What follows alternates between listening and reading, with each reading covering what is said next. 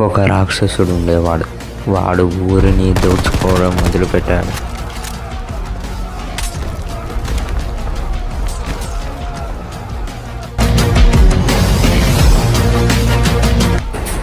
ఆ ఊరి ప్రజలు చాలా ప్రమాదాలు ఎదుర్కోవాల్సి వచ్చింది.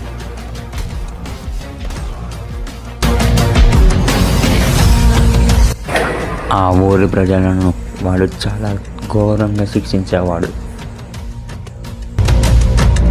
ఆ ఊరు చాలా ప్రమాదంలో ఉంది.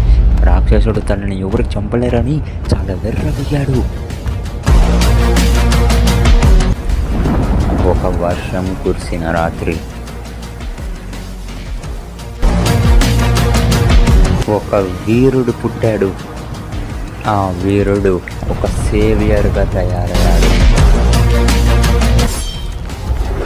అతను చెయ్యని యుద్ధం లేదు.